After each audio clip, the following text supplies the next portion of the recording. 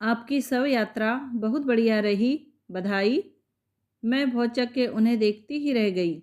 भला मैंने क्या बिगाड़ा था उनका, जो लोग मेरा जनाजा उठाकर मुबारकबाद देने चली आई हैं। देखिए, मैंने सूखी हंसी हंसकर कहा, आप तो मुझे गिनीज बुक ऑफ रिकॉर्ड्स में शामिल करवाकर ही छोड़ेंगी। क्यों? चकित होने की बारी अब उनकी थी। मुझसे पहले शायद ही किसी ने अपनी शव यात्रा पर बधाई ली होगी। अब उन्हें एहसास हुआ कि कहीं कुछ गलती हो गई है। वो आपकी धारावाहिक कहानी शोभा यात्रा, मैंने वाक्य पूरा किया। फिर तो बेचारी ऐसी चुप हुई कि बस मुझे ही पछतावा होने लगा। अपनी तारीफ सुनने का एक सुनहरा मौका व्यर्थ की भावुकता में गंवा दिया। शाम को श्रीमान जी को किस्सा सुनाया तो बोले, गलती तुम्हारी है। जाने कहाँ कहाँ से ढूंढ कर नाम रखती हो कहानियों के। अब सभी तुम्हारी तरह साहित्यिक थोड़े ही होते हैं। कितना गलत आरोप है यह।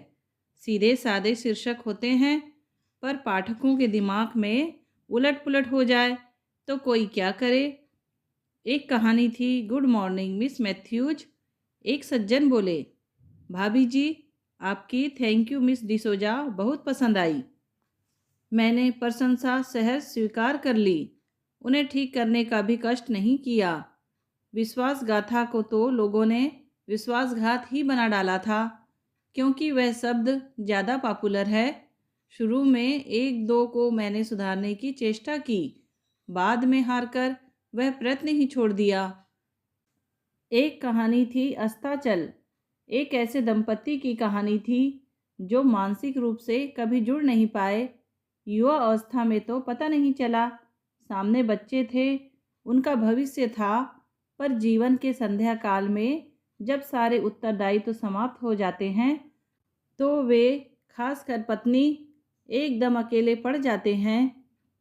जिस दिन धर्म युग में यह कहानी प्रकाशित हुई, उसी शाम एक सज्जन आए।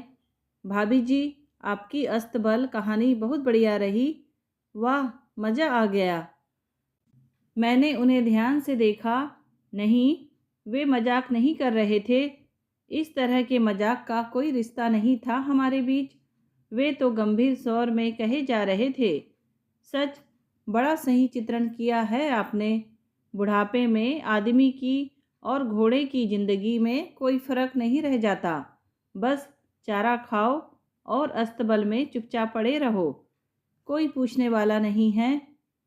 जब वे सांस लेने को थोड़ा सा रुके तो मैंने विनम्र स्वर में भूल सुधार किया, भाई साहब, दरअसल कहानी का नाम अस्ताचल है। अस्ताचल, यह क्या होता है? उन्होंने भोलेपन से पूछा। मेरे पास कोई जवाब नहीं था।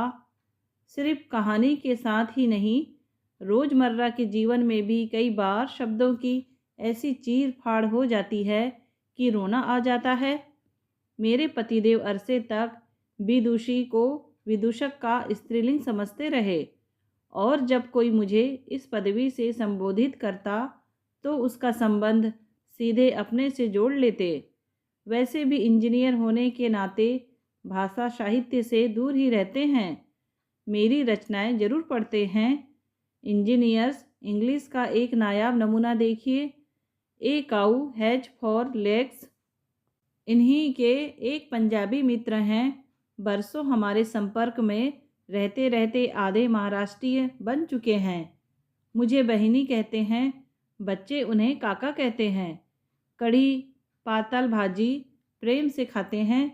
थाली में नमक कहाँ परोसा जाता है, चटनी किस और, सब्जी किस और। इसी तरह मराठी के कई मुहावरों से भी परिचित हो चुके हैं। जानते हैं कि देशस्थ लोग सिलबिल्ले से बेतरतीब पर अतिथि परायण होते हैं। कोकणस्थ अनुशासन प्रिय, स्पष्ट वक्ता, पर थोड़े कंजूस होते हैं।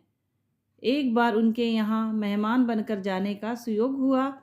नया नया फ्रिज था, नई नई बीवी थी। रोज़ बेअंदाज खाना बन जाता और फ्रिज में रखा जाता। सुबह का सरसों का साग शाम को, शाम के दही भल्ले दूसरी सुबह। ऐसा क्रम चल रहा था। एक तो मेरे यहाँ फ्रिज नहीं है, वैसे भी सुबह की सब्जी दाल शाम को मैं कभी नहीं परोसती, इसीलिए बच्चे परेशान हो गए थे। और मित्र महोदय भी। उस दिन पुलाव बना था, उसकी मात्रा देखकर ही समझा जा सकता था कि अब 2-3 बार तो इसका सामना करना ही पड़ेगा। उन्होंने कड़क कर पत्नी से कहा, सुनो, ये पुलाव आज नौकरों में बांट दो, कोकणस्थी बंद करो। पंजाबी नववधू ने भोला सा मुंह बनाकर कहा, हाय, इसका कोकणस्थ कैसे बनेगा? यह तो पुलाव है। हम लोग चकित होकर उन्हें देखते ही रह गए। जब बात स्पष्ट हुई तो पता चला कि पत्नी ने जब भी बचे हुए व्यंजनों से कोई नया व्यंजन तैयार किया है, उन्हें हमेशा झिड़की मिली है। ये क्या कोकणस्थी चला रखी है भई? बार बार सुनकर वे यही समझ रही थी कि बासी चीज़ों के प्रयोग को कोकणस्थ कहते हैं। फिर तो यह आलम था कि हम लोग हंसे जा रहे थे और वे भौचक्क सी हम लोगों को देख रही थी। इसी प्रवास में एक दिन रसोइये ने आकर पूछा, भाई साहब, घास लेट तो ख़त्म है, पराठे काय में सीखेंगे? सुनकर हमारे तो होश उड़ गए थे। बाद में पता चला कि वनस्पति घी को शुरू शुरू में हे ये समझने के कारण यह उपाधि मिली थी। फिर तो यही नाम रूढ़ हो गया। अपने 20-22 वर्ष के वैवाहिक जीवन में मेरा कई भृत्यों से सामना हुआ है। सब पर लिखने बैठूं तो अलग से एक लेख हो सकता है। कुछ संस्मरण दे रही हूँ। डाकूग्रस्त इलाके के उस कस्बे का पहला दिन।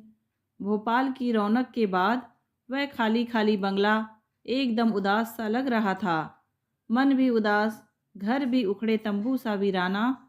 ऐसे में हमारे नए भृत्य ने दरवाजे में खड़े होकर पूछा, भाई साहब, स्टोर जला दें? मैंने मन ही मन हनुमान चालीसा का पाठ शुरू कर दिया। कहा, हे राम सेवक, तुम्हारा यह नामधारी कहीं सचमुच मेरी डालडे के डिब्बों से सजी लंका जला ही न दे। तब तक राम सेवक जी फिर से नमूदार हुए। बोले, स्टोर जलाकर कूपन चढ़ा दिया है और कछु बनेगो? क्या बनेगा मेरा सिर? कूपन तक तो तुमने स्वाहा कर दिया। राम सेवक जी की अपनी डिक्शनरी थी, उससे परिचित होने में मुझे कुछ अरसा लगा। कभी मेहमानों की प्रत्याशा में ज़्यादा खाना बनवाने लगती तो कहता, पहले साहब को डिक्लेयर तो करने दीजिए। कभी उसका हाथ बटाने की गरज से आटा सान कर रख देती तो परेशान हो जाता, आप बहुत लूज बनाती हैं, एकदम हलवे जैसा।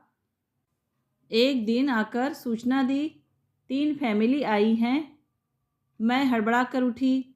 अलमारी में दूध देखा, नाश्ते के लिए डब्बों को उलट पुलट कर देखा, चम्मच प्लेटें सबका जायजा ले रही थी कि आकर बोला, आप चलो, हम चाय ला रहे हैं। बाहर जाकर देखा, कॉलोनी की 3 महिलाएं परिचय की इच्छा से आई हुई हैं। उनसे बात करते हुए बार बार आहट ले रही थी। बाहर को झांक रही थी, पर चौथा प्राणी नजर नहीं आया। तुमने तो मुझे डरा ही दिया था। बाद में मैंने कहा, एकदम से कह दिया कि 3 फैमिली आई हैं। फैमिली नहीं तो का वे मर्द हती? उसने तीर पर तुक्का मारा। बाद के 5 वर्षों में फैमिली का अर्थ मुझे रट गया था। चपरासी तो फिर भी अल्प शिक्षित होते हैं, पर वनडे सीरीज पढ़कर पास होने वाले बाबुओं की जो जमात दफ्तरों में बैठ गई हैं, उनके कारनामे और भी हैरत अंगेज हैं। एक सज्जन ने 2 दिन की फ्रेंच लीव के लिए अर्जी दी, क्योंकि दूसरी कोई भी छुट्टी बकाया नहीं थी। एक श्रीमान बीमार पड़ गए थे तो उन्होंने 4 दिन की छुट्टी और permission to leave in quarter मांग ली। एक साहब ने तो सीधे अपनी सेकंड मैरिज के लिए छुट्टी की दरख्वास्त दी।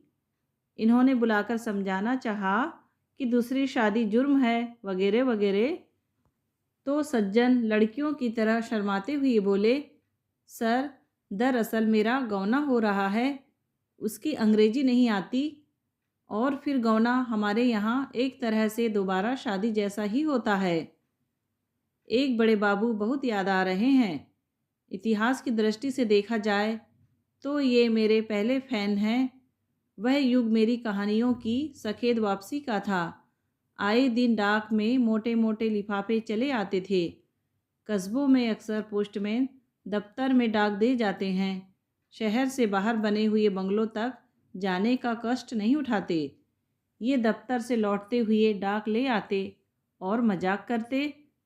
मुझे यह समझ में नहीं आता कि तुम्हें मेरी प्रतीक्षा रहती है या डाक की।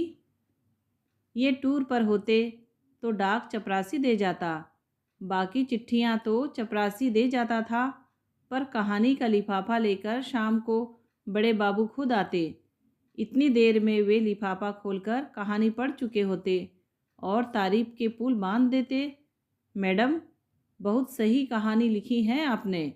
वाकई समाज में आज यही सब हो रहा है। बहुत अच्छी भाषा है आपकी, पढ़ने में मज़ा आ जाता है। मैं तो रोनी रोनी हो जाती। कई बार इनसे शिकायत भी की। इन्होंने समझाया, देखो सीधा साधा प्राणी है। तुम्हारे नाम का इतना मोटा लिफाफा देखकर उसके मन में कौतूहल हुआ था, सो उसने खोल लिया होगा। अब उसे पता चल गया है कि इसमें कहानी होती है तो वह बिना नागा खोल लेता है। उसे जरा भी पता नहीं है कि ये लौटी हुई कहानियाँ हैं।